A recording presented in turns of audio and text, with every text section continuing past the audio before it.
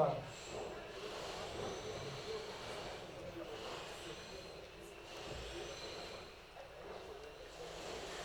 Então, gente, boa tarde, todos e todas. É um enorme prazer estar aqui, né, com vocês. É um enorme prazer vir, sobretudo, a convite, né, especial da professora Adriana, que é uma grande referência. Eu acho que qualquer pessoa que se enverede pelo caminho da educação física, crítica, né, e que de fato pretenda se tornar um instrumento de construção de uma sociedade mais justa, mais igualitária, né? A Adriana, ela é um caminho incontornável, né, nessa senda no campo crítico da educação física. Então, primeiro, queria muito fazer, né, esse agradecimento, queria muito saudar esse espaço aqui, valoroso, né, que a gente está construindo. Um espaço também importante nesse momento que a gente vive, um espaço 100% público, gratuito, né, como qualquer universidade deveria ser. E quando falo qualquer universidade, eu subentendo que todas as universidades deveriam ser públicas e gratuitas. Obviamente, não deveria existir nenhum tipo de ensino, nenhum tipo de educação privada. Também é uma outra premissa da qual a gente tem que partir. O tema da nossa mesa, né, que é o papel, que é a educação física escolar nesse contexto de crise, ele nos leva a nos questionarmos, né, a questão da crise, né, e eu pretendo começar esse diálogo por aqui. Porque nos últimos tempos, né, em especial nesses últimos anos, sobretudo de 10 anos para cá, a gente vê que o discurso da crise, ele é um discurso bastante veiculado, né? Só que não é um discurso da crise, é um discurso das crises. Quais são essas crises?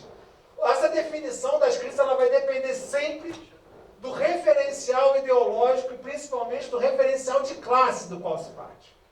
Então a gente vê em qualquer lugar. É a crise da moralidade, é a crise da família, é a crise da economia, é a crise da educação, é a crise do Estado, é a crise das instituições, né? Eu acredito que quem vê, né, ao longo de pelo menos uns 2 dias, qualquer tipo de grande publicação, de grande jornal, da grande imprensa, vai ver lá algum tipo de crise, seja ela das instituições, seja a crise da ética, a crise de qualquer coisa, e inclusive a crise da família, né? Mas, para nós, né, que não nos satisfazemos com respostas superficiais e que nós que pretendemos entender, né, do que de fato se trata, uma crise, ela nunca vai ser noticiada no Plim Plim, uma crise nunca vai ser noticiada lá no Edir Macedo, uma crise nunca vai ser noticiada lá no Datena, que é a crise que de fato existe e da qual deriva todas essas crises das quais a gente vê, né, sendo noticiadas, que é a crise do capitalismo, né?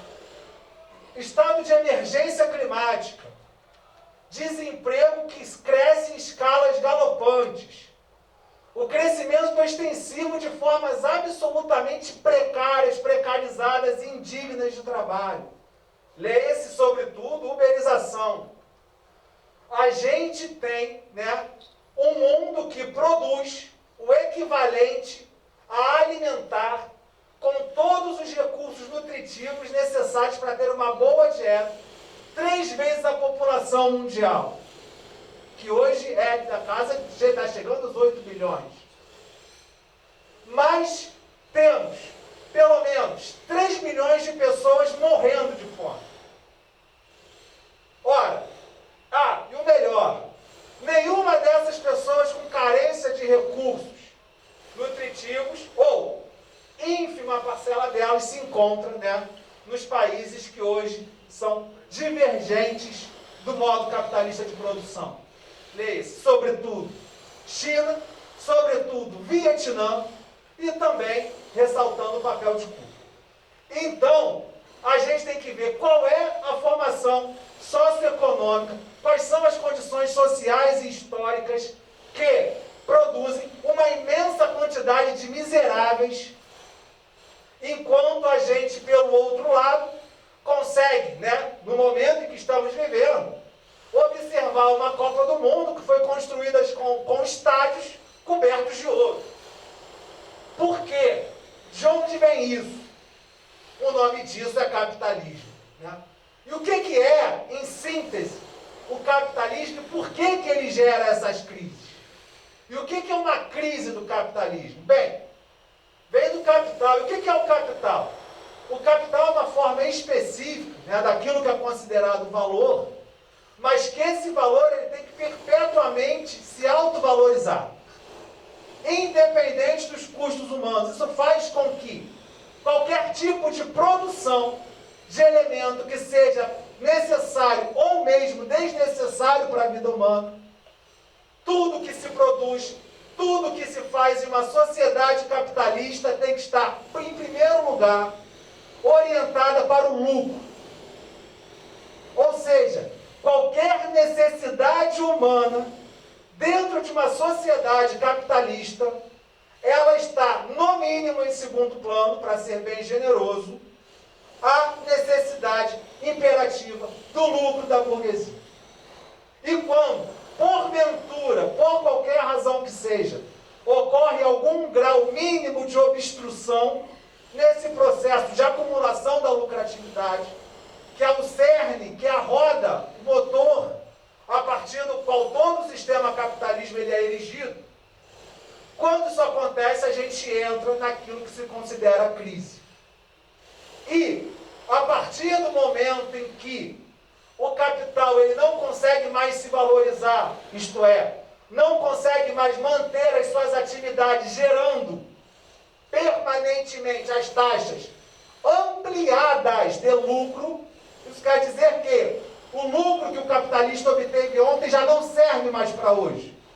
Se um capitalista, se o dono do banco lucrar hoje os bilhões que ele lucrou ontem, isso para ele é um fracasso. Isso para o capital é um fracasso. E é isso que a gente tem que entender. Por isso que a gente vê ano após ano. Banco X lucrou 10% a mais que o ano passado. Banco não sei o que, mas caramba, lucra bilhões e tudo. E os bancos estão, esses mesmos agentes, os banqueiros, que lucram bilhões e bilhões, são os mesmos que estão, por exemplo, reclamando, né, do tal do rombo fiscal, que ficou, né? Porque não pode dar R$ 150 a mais para as pessoas tentarem comer. Tentarem comer, porque R$ 750 por mês não paga a cesta básica. Tentarem comer, não pode. Mas pode sim dar dinheiro público e aumentar a lucratividade desses bancos que já lucram bilhões. E se lucrar a mesma quantidade de bilhões, ou mesma quantidade um pouco maior apenas, não é o suficiente. E isso é considerado, e é isso que gera a famosa, né, em síntese, a grosso modo, a crise do capitalismo. E aí, gente, nesse cenário, não há o que possa resistir. Não há o que possa resistir. E é fundamental a gente entender isso, né, para entrar mais especificamente no debate de educação, porque é necessário a gente entender que, como o lucro no capital é o elemento essencial de realização do capital, essa é a necessidade imperiosa do sistema. Essa é a necessidade fim. Então, a gente já teve vários casos de anúncio. Agricultores, não os pequenos agricultores da agricultura familiar que de fato nos alimentam, mas grandes agricultores preferem jogar comida fora para, com isso, manter o preço dos seus produtos e evitar uma queda nas taxas de lucro do que pegar e vender mais barato. Não é doar, não. Joga-se a comida fora em um país que existe fila do osso para que haja a manutenção das taxas de lucro e o capital continue a existir tal qual ele o faz hoje. Ou seja, o capitalismo é a crise. Só que não é a crise humanitária. E cada vez mais, né, a frase de Rosa Luxemburgo, né, socialismo ou barbárie, ela vai perdendo sentido porque a gente já está na barbárie. Só nos resta o socialismo agora. Porque não adianta a gente achar que está vivendo isso que a gente vive hoje e achar que isso não é a barbárie. Não dá para a gente sair daqui e ver pessoas passando fome, e ver a quantidade de crianças nas ruas, e ver tudo o que está acontecendo em nosso país e achar que isso já não é a barbárie. A gente já está na barbárie. E se a opção ainda era, em algum momento, pode ter sido socialismo ou barbárie, a gente já passou da fase de optar entre socialismo e barbárie. A gente já está na barbárie. E a única opção que resta é o socialismo. Mas, justamente para evitar, né, que a gente consiga se organizar e lutar pela opção que resta, que a gente tem que falar do papel da educação nesse momento de crise. Né?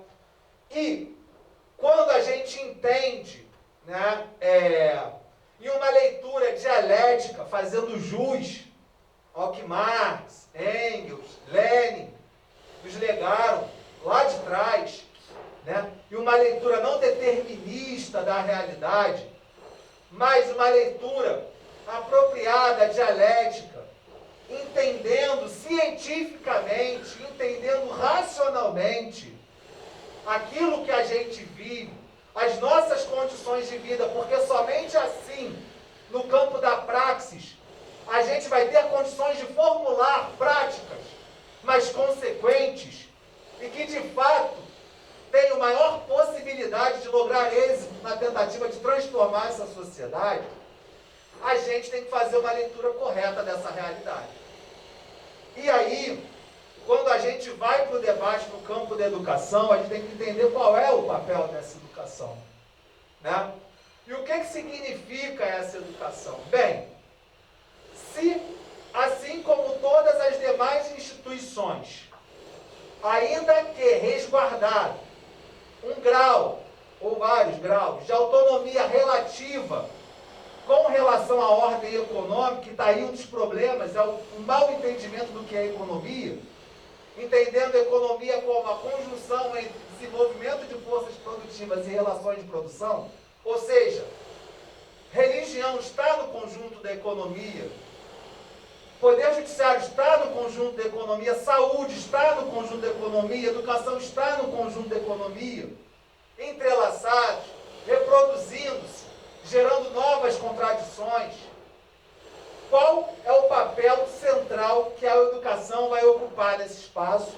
E quais são as nossas possibilidades também na educação, né, de atuarmos? E, é claro, na educação física, que é o nosso objeto principal, aquilo que a gente, né, veio aqui com maior interesse em estudar. Bem, a educação, ela é um derivado dessa forma de reprodução da forma valor. Como assim? Na educação, por mais que você tenha mudanças, mais que você tenha correntes pedagógicas distintas, a educação como um todo, ela não rompe com os pilares fundamentais da reprodução da ordem capitalista. Seja a educação pública, seja a educação privada, não há uma ruptura. Por quê? A educação, ela tem, né, em primeiro lugar, a separação, a concepção já de indivíduo do próprio liberalismo. A concepção de indivíduo, a concepção de sujeito presente na educação, tanto que cada um vai ter lá seu boletinzinho individual, com as suas notas individuais nas disciplinas, sejam elas notas numéricas, seja conceito, seja emoticon, não interessa, é individual. Ou seja, a lógica é a mesma lógica do capital. Entrega-se o trabalho, recebe-se o salário, sendo esse salário um correspondente à nota, emoticon, conceito, ou o que vocês quiserem colocar. Ah, eu sou muito diferente. Eu não boto nota, eu boto sorriso ou carinha triste. É a mesma coisa. A mesma lógica de entrega de valor positivo e valor negativo em virtude do trabalho sendo correspondente ao estudo. Os estudantes e as estudantes são forçados desde cedo, né, a uma lógica já de organização de individualidade, sujeitos separados dos espaços, são nos seus exames individualizados, ainda que haja trabalhos coletivos, as notas são entregues individualmente. Então, desde cedo, há um reforço, o quê? Da lógica fundamental do liberalismo, que é a ideia de um indivíduo separado do conjunto da coletividade da qual ele se encontra. Isso é a lógica individual liberal nas escolas. Então, a gente já tem um elemento. Qual é o segundo elemento? Infelizmente, muitas vezes as lógicas de construção curriculares, elas são voltadas o quê? Para a reprodução daquilo que o sujeito tem que encarar na sua vida lá fora. A preparação para o concurso, o reforço da lógica meritocrática dentro das escolas e tudo. Todas essas noções, elas atravessam a escola, querendo ou não, ou por mais diferente que o professor ou a professora se julgue naquele momento a lhe fazer. A alienação dos sujeitos com relação aos seus trabalhos e à totalidade do que fazem. E aí eu me refiro, nesse caso, a nós, trabalhadores e trabalhadoras da escola. O quanto nós temos o domínio da totalidade do nosso trabalho na escola. E quando eu falo a totalidade, não é a totalidade do conhecimento da minha disciplina. É a totalidade da administração escolar. É a totalidade do processo pedagógico de todas as disciplinas. É a totalidade do processo, do envolvimento com a questão da manutenção escolar. Isso é um processo de fragmentação do trabalho e também de alienação de acordo com os próprios princípios que Marx já colocava. Isso é a antítese de uma perspectiva unilateral do trabalho. E aí a gente pode ver que na escola, ainda que seja a pública, ainda que seja o professor ou a professora militante, essa escola, por mais diferente que se postule, ela ainda é uma escola que ela é determinada pelas formas fundamentais do capital. Logo, ela não poderá deixar de ser na mesma lógica do capital. Logo, é necessário transformar mudar o capital. Ou melhor, não se muda o capital, mas se esmaga o capital, para que possa florescer a escola que a gente acredita. E aí a gente entra no momento histórico que a gente se encontra. Ora, já vimos que as pessoas, elas têm que se contentar a viver uma vida miserável, ou a ir para a fila do osso, ou a entender que é normal e é natural, e muitas vezes é até bom, não ter emprego, não ter direitos, né? E um processo que se conjuga, sobretudo com o final, com os fins da década de 70, naquilo que historicamente se denominou, né, como neoliberalismo. Você tem uma grande reconfiguração no nível do Estado, em que tornou-se necessário, né, e se fez uma ruptura com alguns paradigmas anteriores, paradigmas do liberalismo clássico. Aquela galera do liberalismo clássico dizia o quê? Dizia já toda essa bobajada de empreendedorismo, só que dizia o seguinte: o ser humano, ele é naturalmente um empreendedor. Locke, Adam Smith, Locke, que era um escravocrata, diga-se de passagem, Adam Smith, tudo mais. O homem, ele é naturalmente um empreendedor. Não precisa de mais. O que o neoliberalismo faz? O ser humano tem essas potencialidades, essas qualidades, mas precisa ser estimulado para desenvolver. Então, o neoliberalismo, mais do que um conjunto, e aqui, né, foi falado algumas vezes sobre o que é o neoliberalismo, reestruturação produtiva, os impactos disso no mercado de trabalho, os impactos disso na vida dos sujeitos. Mais do que isso, o neoliberalismo, ele se transforma numa ordem de produção ativa de subjetividade.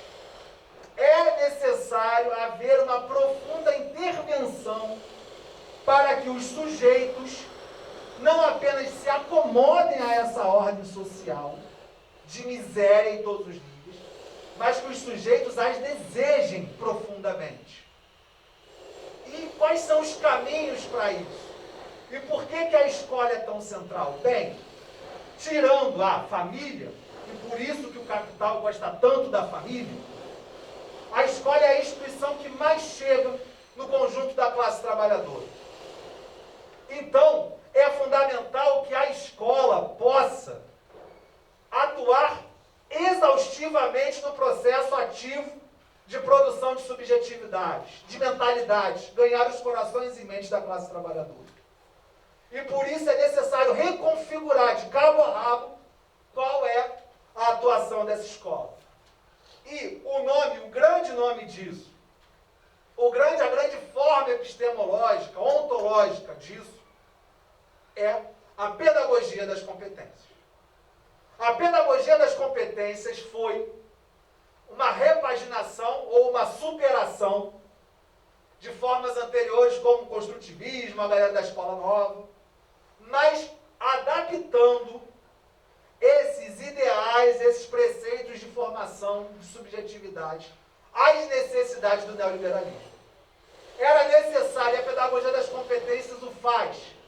A pedagogia das competências tem como característica o empirismo barato, um praticismo imediato, a obstrução do acesso a todo o conjunto de conhecimentos cientificamente formulados, tanto que o conhecimento é considerado um mero complemento, o que importa é o saber prático. A pedagogia das competências ela é eminentemente uma proposta educativa de formação dos sujeitos para a adaptação ao mundo em mudanças. Quais são essas mudanças? A constante degradação de sua vida em todos os níveis. A pedagogia das competências, na sua nova faceta, as competências socioemocionais, e aí a gente vê todos esses jargões, resiliência, proatividade, e aí você tem vários jargões, inclusive, que você mistura uma coisa com a outra. Resiliatividade, você mistura os nomes para fingir que é alguma coisa diferente. Né? Você tem todo esse caos aí, e isso tem como objetivo o quê? Incidir diretamente na subjetividade dos sujeitos para, acima de qualquer coisa, fazê-los e fazê-las acreditarem que, em vez de classe trabalhadora oprimida, historicamente explorada, são, na verdade, capitais.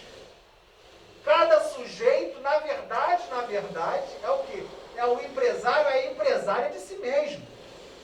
E que, para ter sucesso na sua vida, basta apenas, se tornar o quê? Positivo, tornar-se reflexivo, fazer as escolhas certas, ser proativo e ser resiliente. Tendo isso, essa é a fórmula mágica para uma pessoa tornar-se bem-sucedido. Não à toa, essa é a base do fenômeno contemporâneo dos coachings, que são pessoas que te ensinam a fazer aquilo que nem elas sabem fazer.